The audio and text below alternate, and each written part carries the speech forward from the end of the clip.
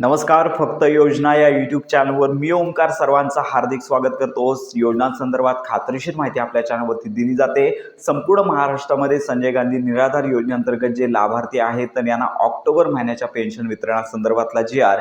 याच आठवड्यामध्ये प्रसिद्ध होणार आहे आणि हा जी.आर. आल्यापासून ऑक्टोबर महिन्याच्या पहिल्या आठवड्यामध्ये जी संजय गांधी निराधार योजनेअंतर्गत जी पेन्शन आहे लाभार्थ्यांना त्यांच्या बँक खात्यामध्ये जमा होणार आहे. तर आपला थंबनेल असा होता की संजय गांधी निराधार योजनेअंतर्गत जे सर्व लाभार्थी येतात तर यांची पेन्शन ऑक्टोबर महिन्यापासून बंद होणार आहे. तर ही पेन्शन कोणाकोणाची बंद होणार आहे या संदर्भात आपण संपूर्ण माहिती घेणार आहोत. तरी याच महिन्यामध्ये सप्टेंबर आणि ऑगस्ट या 2 महिन्यामध्ये महाराष्ट्रामध्ये संजय गांधी निराधार योजनेअंतर्गत जे दिव्यांग लाभार्थी आहेत तर यांची पेन्शन वाढ करण्यात आलेली असून 1,000 रुपये म्हणजेच याच्यामध्ये 2,500 रुपये म्हणजे 2,500 रुपयांची पेन्शन वाढ झालेली आहे आणि ही पेन्शन वाढ ऑक्टोबर महिन्याच्या पेन्शन वितरणापासून मिळणार आहे असा शासन निर्णय देखील प्रसिद्ध करण्यात आलेला आहे. परंतु आता यामध्ये सगळ्यात महत्त्वाची बाब म्हणजेच महाराष्ट्रामधील दिव्यांग कल्याण विभाग आहे तर यांचे सचिव जे आहेत तुकाराम मुंडे सर तर यांनी संपूर्ण महाराष्ट्रामध्ये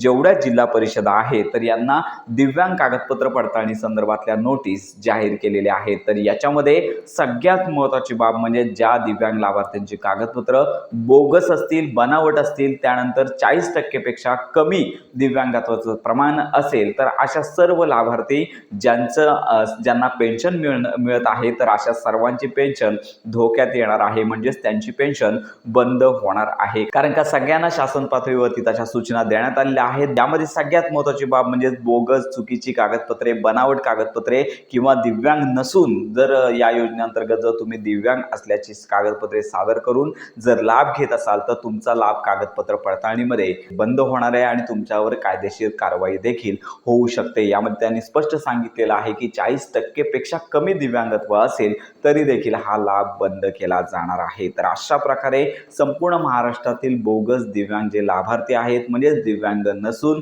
दिव्यांग असल्याचं कागदपत्रे सादर करून लाभ घेत असतील तर त्यांची पेन्शन पुढील महिन्यापासून बंद होणार आहे. तर अशी महत्त्वाची माहिती समोर आलेली आहे आणि यातर्फे म्हणजेच या अंमलबजावणीसाठी तशी पावलं देखील उचलली जात आहेत आणि याच्यामध्ये इतर जे लाभार्थी आहेत जे खरोखर दिव्यांग आहेत किंवा त्यांना खरोखर योजनेची गरज आहे तर यांना मात्र घाबरण्याची काहीच गरज नाही आहे. त्यांना हा लाभ आहे तो इतर जसा मागील पेन्शन जमा होते तशाच प्रकारे तुम्हाला मिळणार आहे आणि वाढीव पेन्शन केवळ दिव्यांग जे लाभार्थी आहेत तर यांना पुढील महिन्यापासून मिळणार आहे. इतर जे लाभार्थी आहेत यांची पेन्शन वाढ संदर्भात तुर्तास निर्णय नाही आहे. त्यांना 1,500 रुपयांचीच पेन्शन पुढील महिन्यामध्ये साधारणतः पहिल्या 5 ते 6 तारखेच्या दरम्यान मिळणार आहे. तर अशा प्रकारे आत्ताची ही महत्त्वाची अपडेट सर्व लाभार्थ्यांपर्यंत नक्की पोहोचवा.